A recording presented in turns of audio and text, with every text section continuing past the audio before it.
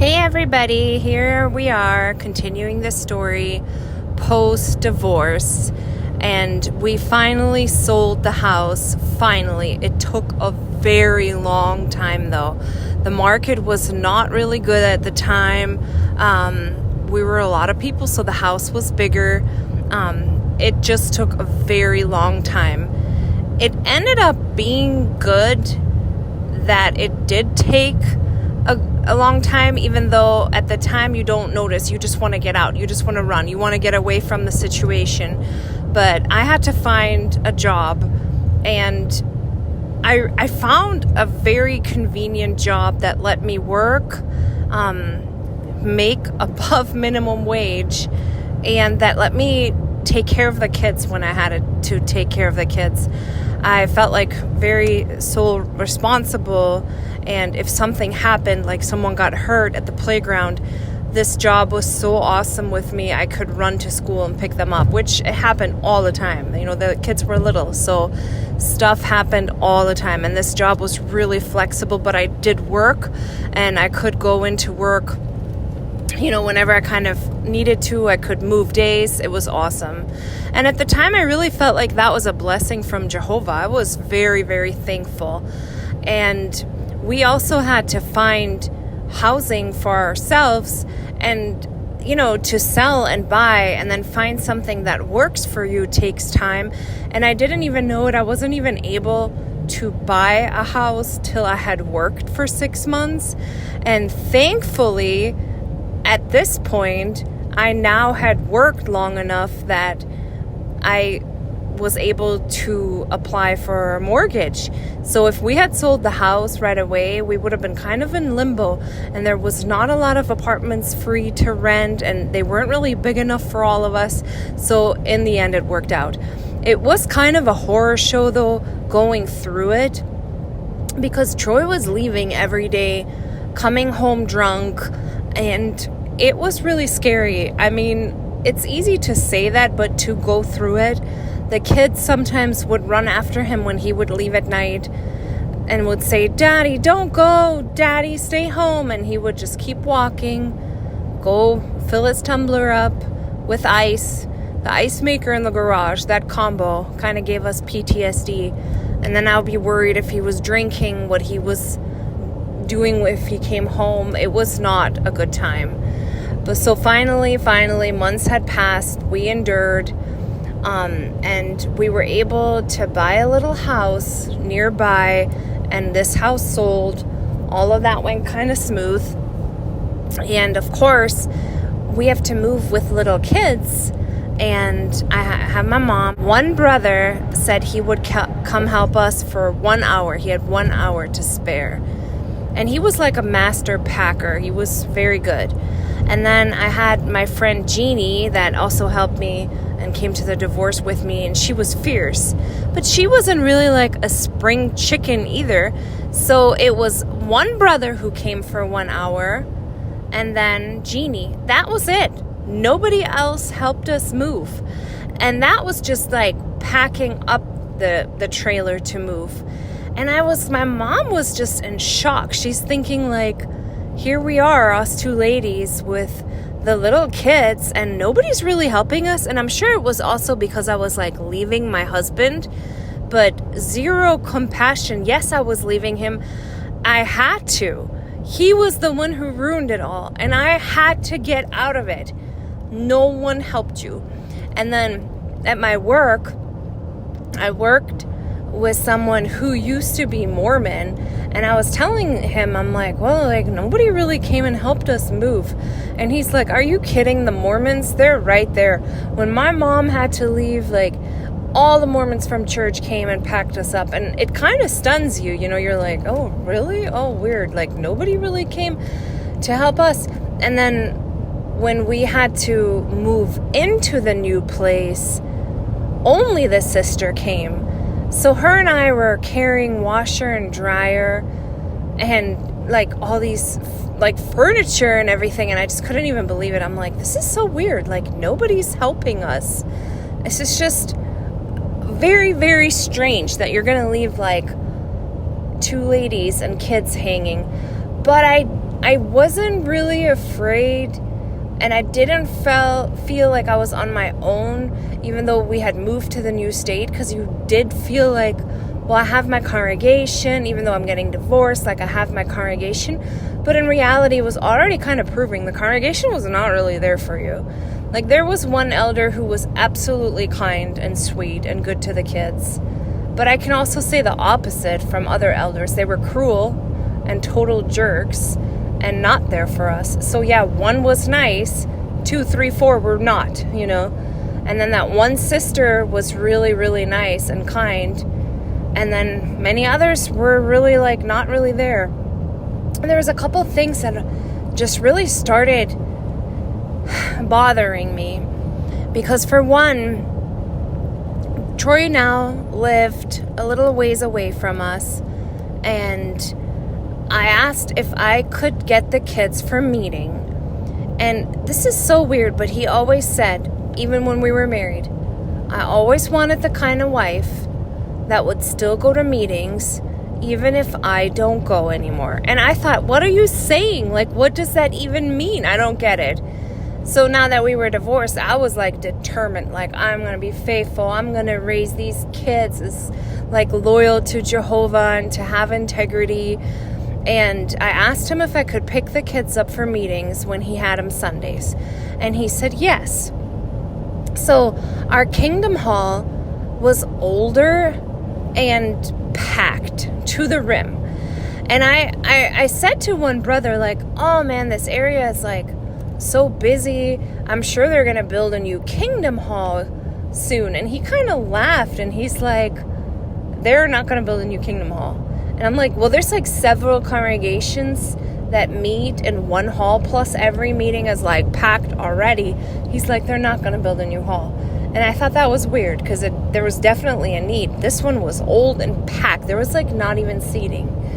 So I would get up really early Sunday mornings, drive to Troy's, pick up the kids with meeting clothes. And I just really was determined. I'm like, I'm going to do this. I can do this. And dash back, drive all the way back, and then take the kids to meeting, change them in the car, whatnot. And by the time we would get there, would be right around meeting time, and there was no seats. There was no seats. And we're a bunch of people, So, and I want to sit with them together. And it would kind of start giving me anxiety and really nerve-wracked because I already knew I'm going into this small space. It was an older Kingdom Hall, so small space, tons of people, no seats. So I thought, oh, well, next week what I'm going to do, I'm going to ask the sister if she can save us a few seats so that we can come in, because I'm going way out of my way to make sure the kids are at meeting. So surely they can save me seats, And she was really nice, but she forgot to do it the next Sunday. So again, no seats. Library was very tiny and packed. There's no seats. And so I said to the one brother, hey, we have all these chairs that were stacked at the back of the hall. Can I just get a couple of them down? And then I can sit with the kids. And the one elder that was really nice, he's like, no problem, do it, So I was able to sit with them. And the week after, same thing happened. And I said, I was kind of it's okay. I guess we can always do that. We can take a couple of those extra chairs and unstack them. And there was a different elder. And I said, hey, I'm just, do you mind? I'm going to get a couple of these chairs and so that I can sit with my kids, who were still pretty little, they couldn't really sit by themselves. And he's like, no. And I'm like, there is no seats for all of us. He goes, no. And I think he was just trying to be a jerk. Honestly, there was no other reason. There wasn't seats. There wasn't seating. And if I remember right, I was getting really frustrated with things, and I didn't feel there was an empathy for us. I almost felt we were just regarded as not that good or something. I don't know. It's just this feeling that I got, and I left. I would leave the meeting because I'm I can't even deal with this, and I was so frustrated. And then it kind of would start piling up that I would get to the parking lot and I would sit there crying. Like I didn't even want to go in. And I thought, man, that is so weird. It's like you get to Jehovah's house and the closer you get, you start crying. And it happened a bunch of times where I couldn't even go to the meeting and the kids were all worried. And I'm like, I'm sorry. I'm so sorry. I don't really know what's up. I feel like crying. It's just been a lot that we went through and stuff. And they were just really, really sweet. But you feel bad, like, that your kids even have to see you crying. And I think in hindsight that it was anxiety that came out. I just didn't recognize it as anxiety. Plus, like, you get to this place and you're supposed to be so happy, but you get treated like such a jerk.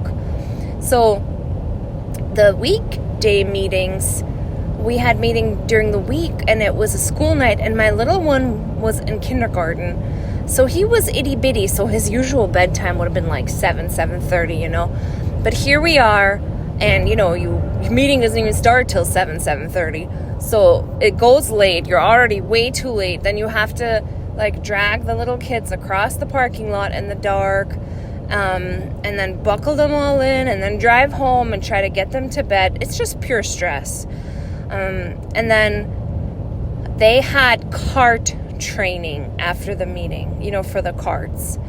And I hadn't really been let like to do carts because I hadn't been trained. So I signed up, and they had it after the meeting on a school night, not on a Sunday, not during vacation. It was a school night.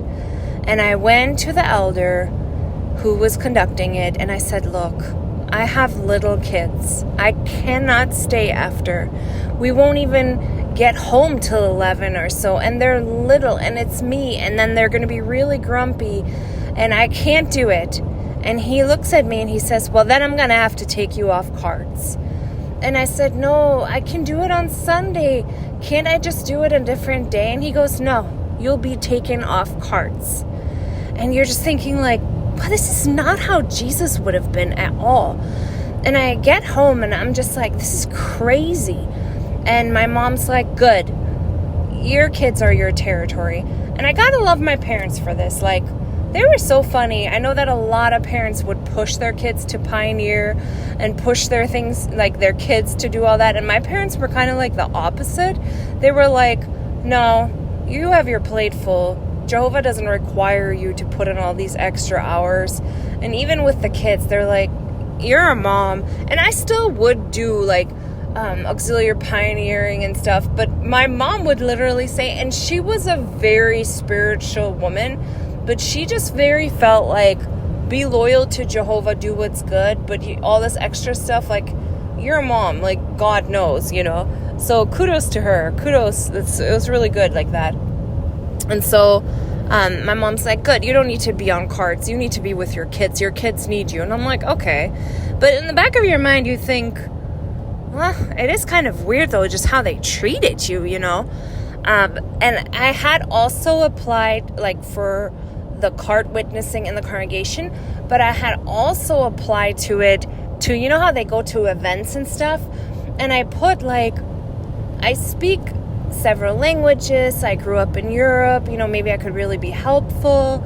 And I didn't even hear anything back from that. And I think the first time I got like a rejection letter, and I was like, okay, I don't really know. Is it because I'm not a pioneer or something? Like, I could be so useful, but whatever. Don't let me be useful. It's okay. And I'm like, it's fine. I'll just be a mom. And yeah, so I was driving a lot, not being able to find seats. It was just kind of like an accumulation of things where you think, oh, this is just so weird. And then it was around the time when the broadcasts started, and people were having like broadcast parties. And to me, it felt like we were really being excluded. It was like elders, pioneers, and you know, some were kind of wealthy, so they would invite each other. And I felt like, wow, here I am really struggling, and they're not inviting us, and it hurt. And you feel so left out. And I said to one elder's wife, I just feel like we have an elite. And that is so wrong. And she looked at me, and she was very nice, and she goes, I know we do. And she felt bad, but she said, I know we do. And I'm like, that's weird. That's really weird. And one of the sisters, we had mutual acquaintances, and their acquaintance got disfellowshipped, and she felt very much, she was an elder's wife, and she felt very much that it was a wrongful disfellowshipping, like it was like a witch hunt is what she felt like. And it was on an evening where she brought a study to the meeting, and the study was kind of getting like introduced to everyone, and the lady who studied, the sister who studied with her, went, to all of us and like, make sure to greet her and welcome her to the meeting. And so everyone's standing around the study and welcomes her, which now we know that's love bombing, because they're not doing that to the kids and me, they're doing that to like the new person who's here. And while everyone is greeting this new study, the sister is standing a little ways like away and is telling me about our mutual friend who just got disfellowshipped and how she really felt like it was a witch hunt, basically. And she says to me, well, when you've been in the truth for a very long time, you know how it really is. And I knew what she meant, because we'd gone through a bunch of crap, and we know that there've been like witch hunts and people have been removed and disfellowship where we felt like it was so cruel. And it was just a really weird moment for me, because I thought, I know how it really is. Yes, I do. Here we're standing talking about it. Meanwhile, you're trying to bring this new lady in, and she doesn't know how it really is because she's new and she's being welcomed.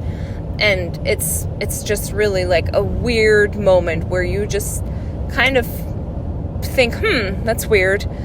And I have to say that, like, one of my kids, he really took the J-Dub thing really seriously. And he loved it. He really loved it. And a new family had moved into the congregation, and they had young kids who I believe one was baptized and one was about to get baptized, but they were so little. Now I have to say, this is another thing. My family, as a rule, was against child baptism always. Always. They felt like it was unscriptural. They would say that Jesus was 30 when he was baptized. He was a perfect kid, and he didn't get baptized as a kid. He was 30. He was past the teenager years and all that. And the first time that my mom saw a kid be baptized is actually one of our really good friends. And he was getting baptized, but back then she didn't know who he was. She just remembers it. And she was just besides herself. She's like, why are they baptizing a child? There's a kid. There's a little kid. We don't do that. And I do always remember hearing her say that. She's like, oh, the first time I met him, I was like, this child is getting baptized, and that's so wrong. And with me, too, they would not let me get baptized as a kid, which I felt, I felt from the other kids in the congregation who were baptized. You feel like that soft shunning, like, she's not baptized yet. But my family just really felt like that is a decision, a lifelong decision that an adult should make. And I was 16 and I really expressed, like, I want to be baptized now. Like, I held out for a long time. But my mom was still not really, like, fully, like, on board with being 16. But she was like, okay, well, at least you're, like, past the wild, teenage years and stuff. But as a rule, my family was against child baptism always. And so this family had moved in, and they had their itty-bitty ones baptized. And they were like the spiritual role models. So when this family moved in, and I actually felt really bad for those kids. They did not have a childhood. My family would always call them the show ponies. You say, do this, and they do it. They do that, they do it. They can't be kids, they can't be free and wild and crazy. And that was this family. They drilled those kids. If you said, what does the KM say for the service meeting? They would like robots recite it. And I'm just like, wow. But once that family moved in, I also noticed a shift with how they treated my kids, because now my kids really weren't like advancing spiritually, and I just was getting so irked because I felt like we were being criticized all the time. And one part was like a part with all the kids, and kids are so funny. Like, it was amusing to watch. But my son, he bowed at the end of the part. And it was hilarious. Like, he's this little kid and he bows. Immediately, the elder swoops in and counsels him. We don't seek glory for ourselves, blah, blah, blah. And I'm like pissed. I'm thinking, dude. And I said it to them. I'm like, he didn't mean any harm. He sees people like in a theater play and he bowed. And I just don't feel like they need criticism. And the elder goes, well, they're fatherless children now and they need discipline. And I'm like, I think they need love. I think they need love more than anything. And it just irked me. I'm like, we come here, we drag ourselves here. It's really hard to get here. And then criticism. And they also stopped calling on my kid, especially the one who wanted to like comment all the time. And this family that had moved in, they were being called on for every comment. And you just see this like double standard. And I didn't envy them. I felt sorry for them. I didn't like why can't you just treat all the kids equally? But no, like these other kids were like so spiritual and exemplary now. We're only going to call on them because, they're already like baptized and getting baptized and stuff. And we're not even going to call on your kid anymore. And we had a sister at the time. I think there was a watchtower on commenting. And I'm thinking, man, you don't even call on people when they try to comment. And you feel this like soft chunning, and it sucks because you just want like your kids to experience love and kindness, really. And honestly, isn't that all that matters? Love and kindness. That's what matters. And when we hear stories about Jesus, love and kindness, that's all it was about. So this one sister, she had MS severely. And her husband was so good to her. He really took care of her. But he was so shy. He would get to the meeting by himself, and she would be on phone hookup, and he would sit there and he'd be shy. And sometimes I feel like when they would call people out, it was almost like a little abusive, because everyone thinks of that person or those people, and they're being called out for never being good enough. And this watchtower was about not commenting at meetings. And I visited the sister with MS, and she cried. And she's like, my poor husband, he felt so horrible because he doesn't comment. And yet he takes care of me, and I have MS. And she was bedridden. Like, he really worked so hard, and he was so loving. And yet he still had to feel guilty because he doesn't comment at meetings. And I said to her, sister, please don't even worry about it. Like, I'm sure that Jehovah really doesn't care. Like, he's such a good guy. He's a good man. He's so good to you. That's all that matters. But really, I'm like talking against what the watchtower is saying, but it just irked me that this good man had to feel guilty. That's so messed up. There was another instance where I felt like, wow, like we're like public shaming people. And that was the first like annual meeting with Tony Morris. I'm sure you guys remember it, where he talked about the tight pants and not going to see the mouse, but seeing Bethel with your kids. That was such a shocking talk to me. And I really didn't hold back because I was like, what the heck? And my jaw just was dropped during that meeting because I'm thinking, what is happening right now? Like, this is crazy. So he was talking about how you shouldn't wear tight pants when working out as a woman. And I'm thinking, how are you going to work out? Like, what?